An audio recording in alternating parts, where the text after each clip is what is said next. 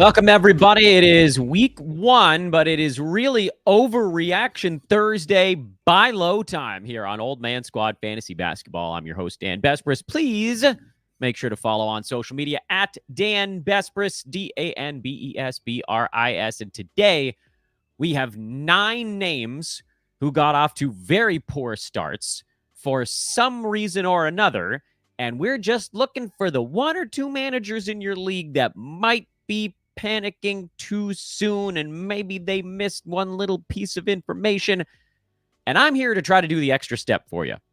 One of my biggest pet peeves in fantasy sports over the years was reading articles that was like, this guy's a buy low, but it didn't give any direction on how to deal with it. So I'm going to try to give you some names that I think might match up in terms of generating enough interest with the other manager, but also long-term getting you a fantasy win. Follow Old Man Squad on Twitter as well. That's our network feed. Old Man Squad Fantasy is the feed over on Instagram. Hit that like button. Subscribe, for goodness sake. Subscribe. We got so many shows we're going to be doing all season long. And drop that 5-star review on Apple or Spotify if you have an extra 30 or 40 seconds. Oh, while we're on air, just found out James Wiseman has a torn Achilles. So not that it was going to matter all that much, but he's done for the year. And now let's get back to the topic at hand. The topic at hand, of course, is our friends over at Bet Online, because basketball fans, that's you guys, it's that time of the year again. The NBA's back. From opening tip to buzzer beaters, Bet Online has you covered with the best odds, biggest promotions, and live in-game betting on all your favorite teams. This season, every game matters. That's why Bet Online has every stat, every matchup breakdown, and even live odds to bet on during the game. And it's not just the NBA. BetOnline has odds on everything from football, baseball playoffs, to hockey, to political props. Head to the website today. Do it today to get in on the action with America's most trusted site for online wagering. BetOnline. The game starts here. What's the purpose of all of this? Well, most of you guys have been around fantasy basketball long enough to know what a buy low show is. Basically, we're looking for players that have underperformed but won't continue to do so. This is a special kind of episode because everybody's played one game, with the exception of like 5 or 6 teams right now that play in a couple of hours. But I'm hoping that this show will have shelf life for beyond a few hours. This should last us through at least until tomorrow. And then who knows what happens with some of these guys during their games tomorrow. But you might even get a larger buy low window. I don't know. We'll see. Are there managers out there that are so impatient they might part ways with a player after one game? The answer is yes. I wouldn't have thought it to be the case either when you just think about, like, who are the fairly accomplished fantasy players that are in my home league? But they are out there. I promise you this. And I base this on the fact that people keep coming after me when anybody I've recommended has literally one bad game. So I know that they're doing this with other players out there, not just the ones that I recommended. So no, not everybody is going to panic on a player. 9 out of 10 managers of a particular guy might be totally fine with the game 1, and some of them might understand why certain things happened. But there's always going to be that one. And if that one is in your league, you have a chance to take advantage of it if you have the time and patience to do it. This is a page, and for those that are watching, you guys can see it. But for those listening, I like to try to go back and look at the previous buy lows that we give out on this show, just to kind of see how it's going. Is there an opportunity to sort of double down on someone if they haven't turned the corner yet? Have they already turned the corner and you can cash it in? Did they turn out to just be straight up bad? We'll be tracking our buy low suggestions throughout the year, just so that there's a measure of accountability on the show, and I hope you guys like that. These names are not in any particular order. I was just looking through box scores. I was looking through results. I was looking through storylines in the games, and that's how they came up. Player number 1 on our list today is Tyrese Haliburton, who was drafted in the middle of the first round and had a relatively poor first game, although he did have some steals and blocks to kind of offset what was a very low assist game. Halliburton's going to be great. What your definition of great is, I suppose, is up for debate to some degree. I think he's going to be an end of the first round per game kind of guys, like somewhere between 10 and 13 or 14, that general area. And he had one not great game but he's going to go back to being the assist guy. He was more of a score first dude in their first game. I can't fully explain it, but that's the way it all played itself out. And I get it. Trying to pry Haliburton off of someone is going to be an Herculean effort. That's why you got to go big. And if you want to go big, you try LaMelo Ball or Steph Curry. Both of those guys had solid first games. LaMelo had an extraordinary first game. He's one of the top players in fantasy after one ball game. Not that you can take a whole lot away from it, but LaMelo Ball is technically number 2 in fantasy after a game, and Steph is number 10. And Haliburton's not bad. He's number 43 in fantasy right now because of the low field goal percent and the lower than expected assist total. But there might be a Haliburton drafter out there who's just like, you know what? Haliburton's going to be pretty good this year, but look at what these guys just did. And it's not like I'm selling down all that much. I'm getting LaMelo Ball, who, if we think he's healthy, could he be a first rounder? Maybe an 8-cat. Steph, we've seen Steph be a first rounder before, as recently as the year before this last one. It really wouldn't be that crazy. So I think, I mean, you obviously you have to go big to get him. You can't throw like freaking Alperen Şengün out there and expect to get Tyrese Haliburton. I know Şengün had a really good first game. I know Cam Thomas had a giant first game. Those guys don't have enough draft day appeal because a lot of a player's value right now is still tied to where they were drafted and not what they've done. That's why it's important to grab someone who was drafted really, really close that you still believe is a rung below. One rung below. LaMelo Ball, I mean, with the injury stuff, you could probably argue a couple rungs below, but Steph Curry, really like one rung below. Both of them are relatively close. I mean, if you look at the bucket list for me, my tiers, I think there was one bucket in between Haliburton and Steph. So they're right there. You could go Trae Young if you wanted to. That might be overpaying a tiny bit because I don't know that those guys end up all that far apart in overall rank, although I do think Trae with the turnovers is probably what holds him back a little bit. But you've got an avenue here. You just have to figure out how expensive you're willing to go, and those are the names I think might have a shot. Jimmy Butler just had an absolute dud. There was no real reason behind it. Orlando was great. Magic are good defensively, but that doesn't usually completely stop a guy like Butler. He was bad. Adebayo was bad. The Heat will be fine. I think you could probably get someone who took Butler early in the 4th round to consider trading him for someone who was drafted a little bit later in the 4th round. And the names that come to mind are Franz Wagner, who typically went like about a half round behind Butler. But I think, at least when you're looking at per game appeal, is at least a couple rounds behind him. We haven't seen DeMar DeRozan play, but if he has an okay ball game tonight, that's another one you might be able to throw out there. If Jamal Murray has a decent game and doesn't look like his knee is exploding, that's one you could possibly throw out there. Pascal Siakam is an interesting one. He had a good first game. I didn't put that name on the list, but now I kind of want to go back and add him to the list. You know what? Let's put Wagner as one. Let's put Siakam as another possible. You might be able to get Jimmy Butler for those guys. Because Butler's going to be, one would assume, 20-something rank at worst.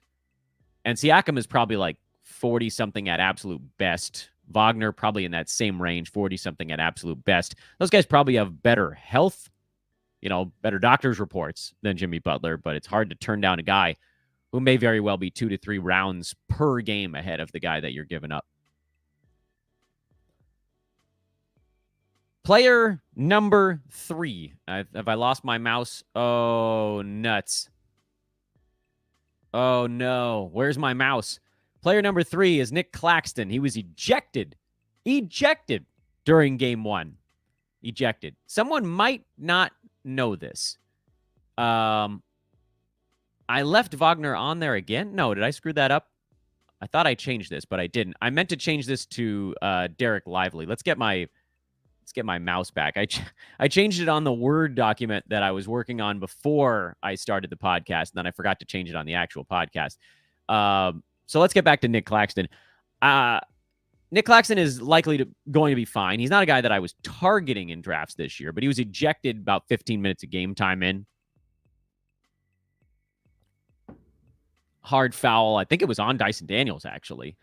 And And he'll be fine. Claxton, you look at last year, he was in the 70s. If you're punting free throws, he was obviously a lot better than that. Just assume it's going to be a lot like last season. So my thought process there is, if you're trying to get your hands on Claxton, why not offer up a guy who has basically the same exact fantasy appeal, which is Derek Lively II, but is likely to play about 2 to 3 minutes less per ball game. And Lively hasn't gone yet, so perhaps you could be buttressed here. You could be lifted by the prospect, the unknown element of Lively, or maybe he comes out and has a pretty good ball game and you can pull it off anyway. I don't know that you're going to... you might need to get a good game out of Lively before you could pull this one off. I wouldn't go too much higher than that, mostly because I'm not super high on Claxton, but if you can get your hands on him for sort of a...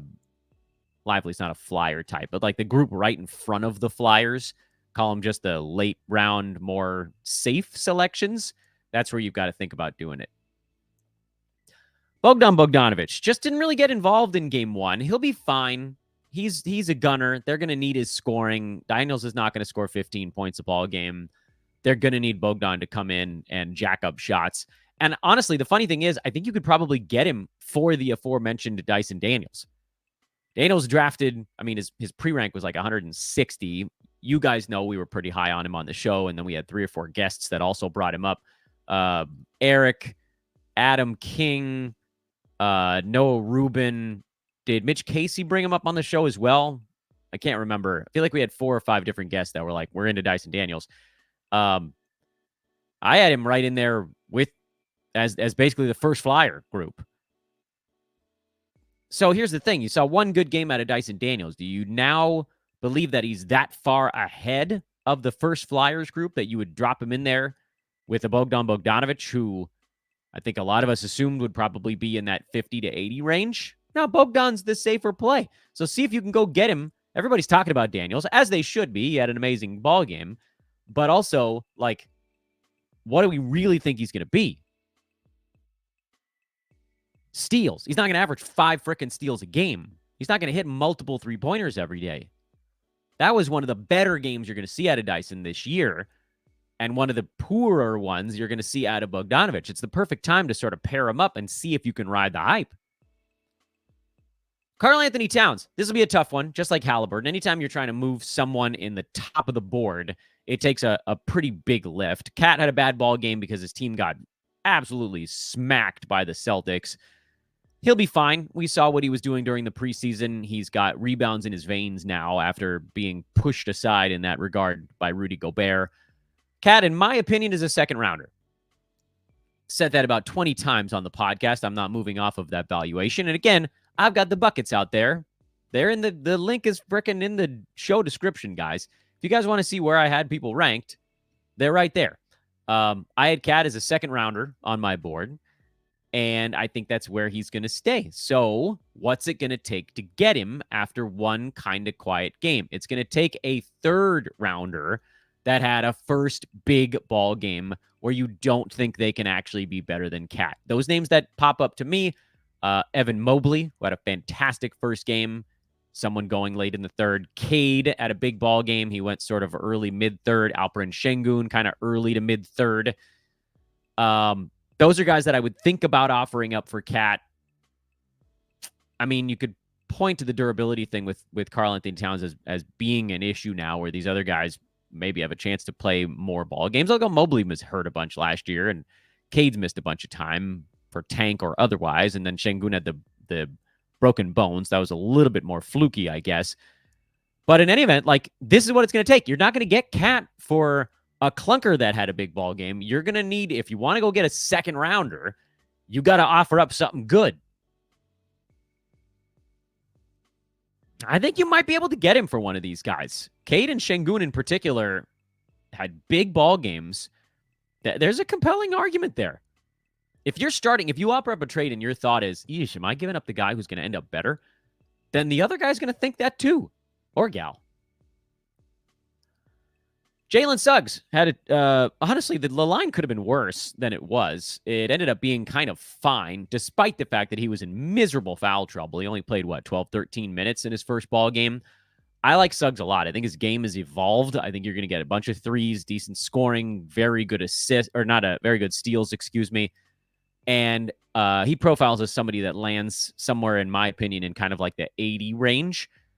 And he wasn't that good in the first game because of fouls. So you go out there, you try to find someone who you think is hovering more, who put up maybe like an 80 range kind of line, but you don't think has much of a chance of staying there. And the guys that jump out to me are Deni Avdija, who had 4 defensive stats in his first game. That ain't going to stick. And Jeremy Grant, both Portland Trailblazers, interestingly enough. And Grant had 2 defensive stats and took 18 shots. And like apparently the efficiency doesn't matter, but also had 0 turnovers. So that was helpful. These are guys, in my opinion, that easily end up behind Suggs as this season goes. And I think there's a shot that whoever has Suggs is like, damn it, I took this guy. I wasn't believing in him all that much. Give me Jeremy Grant because he's going to score more, or give me Avdija because he has that well-rounded appeal thing. Meanwhile, the Blazers are still missing Shaedon Sharpe. People perhaps don't notice that because the season just began, and so there isn't any evidence of him being there this year. And I think you could potentially pull this one off. And this is one that I would try to do because I think Suggs is going to end up being a decent value and get you stats that are harder to find this year. Darius Garland, this is the foul trouble corridor here on today's show. Darius Garland was also in miserable foul trouble, and he had a crapper of a game. And this is one that I think is sort of like doubly impactful because he's coming off a bad year. It's one thing to be, I don't know, who had a stinker, who had like Bogdan Bogdanovic, who we just talked about. Bad first game, coming off a really nice season. It's easier to believe in a guy when they're coming off a good year than it is to a guy coming off a bad one. But Garland only played 22 and a half minutes in the blowout win. He had foul issues. He never really got settled in. In addition to all of that, when he was out there, he wasn't in his shots. He went just 3 for 12. Even if he goes 5 for 12, this line doesn't look quite so atrocious. Still not good, but at least you're talking about, 12 and 6 with a 3-pointer or 2 instead of 7 and 6. It's a bad line. Darius Garland is also kind of an interesting case study because he was sort of that last wave of point guards, plural or not, drafted right near the edge of the top 60, 65 zone. So whoever has him is perhaps relying on him to get them some of those point guard stats. So whatever you send back is going to have some guard stat appeal to it. And the guys that are going or went in drafts about a round and a half, 2 rounds behind Darius Garland, that I think we all still feel probably finished this year behind Garland, are Jordan Poole and Brandon Ingram. Jordan Poole has, again, the sort of mystery of the unknown. Wizards haven't played yet. If they play tonight and he has a decent ball game, great. That'll actually make this easier. Brandon Ingram is coming off a monster of a first game, but he's on the trade block, and his team has multiple guys out for multiple weeks. So you get into a little bit of a pickle. If you're trading with someone who's like, yeah, but Ingram has all these guys out. Okay, don't go down that path. They're not going to buy it, perhaps nor should they, but they're not going to buy it because they're on top of that. But Jordan Poole, that one has a little bit more traction because the stat set is not that different. Both guys are going to score and assist with a decent free throw percent. Garland likely to have a better field goal percent and more defensive stats than Poole, who might score more if you're looking for sort of advantages there, but also has this, he's on a team that's likely to be tanking as the season goes on. He's still, at the end of the day, Jordan Poole, so it could end up as a mess.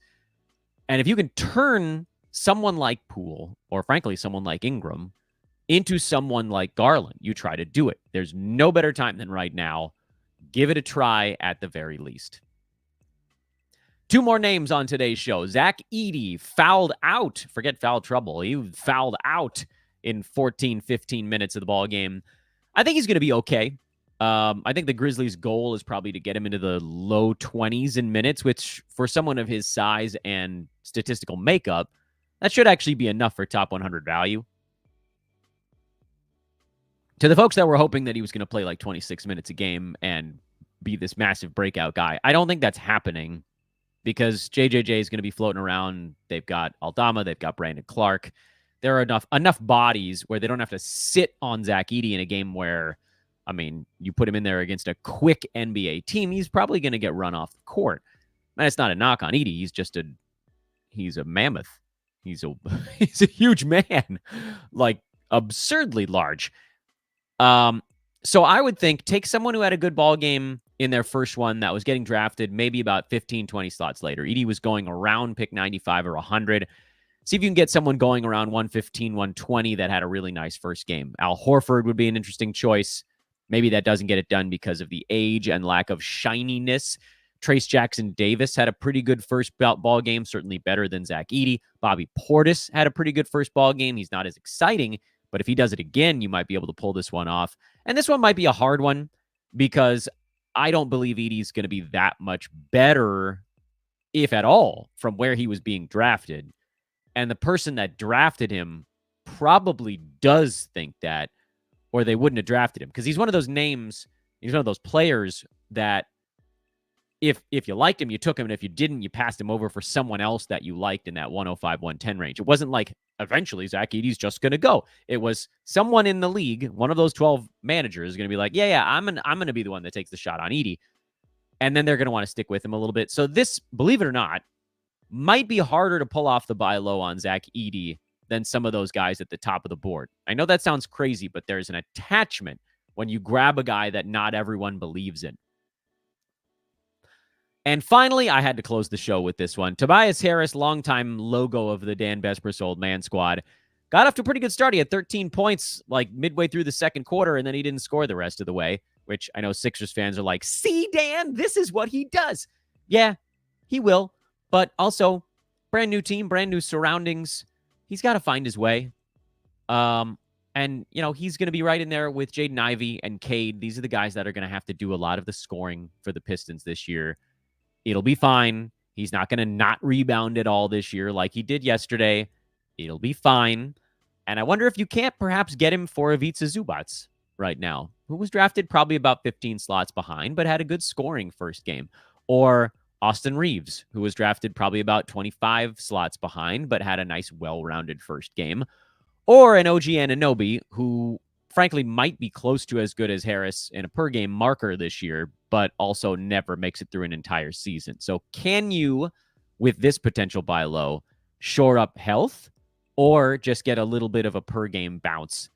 I think it's attainable because I think a lot of people took Tobias Harris earlier, and every time they pushed him up the board, it was frustrating. You guys remember the fateful episode where I shed single tears when Yahoo moved Tobias there into the 50s because he's just not fun there anymore.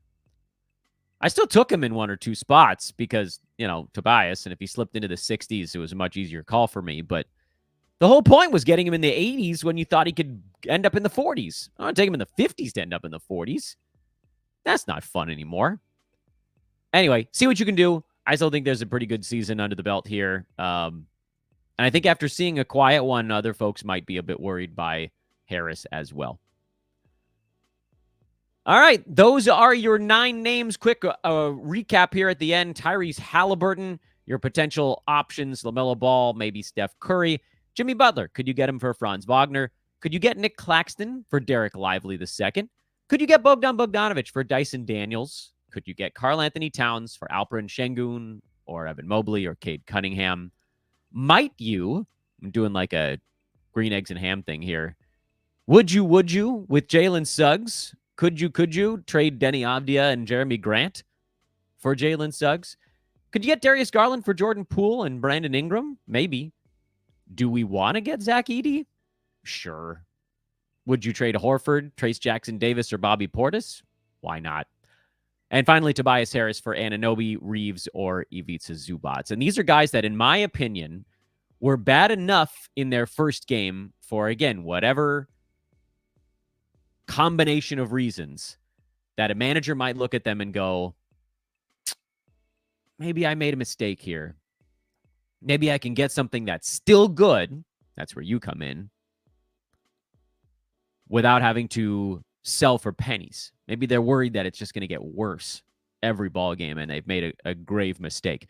That's where you come in. And again, all 9 of these are not going to happen. There's a distinct possibility that every single manager in your league is locked into these guys. But I promise you, based on the replies and the questions that I see out there in the public, and the people on Twitter and the people watching these YouTube videos are more experienced at fantasy basketball than a lot of the people in your league, because they're taking the time to read social and watch YouTube videos about fantasy basketball. These are relatively skilled players that are still having small bouts of panic about some of these guys. So just think about the folks that aren't paying that close attention, that log in and go, ooh, what did Jimmy Butler do? Did I do something terrible? Oh, well, at least I can get this guy that scored 23. Get them that guy that scored 23. Thanks for watching, everybody. This show should be good for a couple of days. I hope tomorrow we will recap the short-ish, it's a 4-game, longer than Tuesday, short-ish Thursday card. We will have a big look-ahead show for Friday and on into the weekend. And we might just debut our first week in review show. Perhaps that's part of the Thursday recap. We'll see. Maybe we'll go to Bed Bath & Beyond. I don't know if there will be time. I'm at Dan Besbris on Twitter, DanBesbris, at Old Man Squad for the network. Make sure to follow, because again, especially over the weekend, I'm not doing shows every single day during the season now. In fact, most weeks there will not be a show on Saturdays. And if there is a show on Sunday, it'll be late in the day when a weekly preview comes out. So, you know, the magic of the run up to the season where I was doing a dozen shows a week, that's not going to be the case anymore. My family needs to see me again, and I need to also see them. And we need to have time to watch these damn games. I can't be doing shows every single second. So that's all to say, you got to follow on Twitter. There's so many things that I can click out on a Saturday morning that I don't have time to do a show on. I can take 6 minutes to give you guys some pickups, whatever. I'll see you guys over there. Thanks again for watching. Like, rate, subscribe on your way out. We'll talk to you guys tomorrow.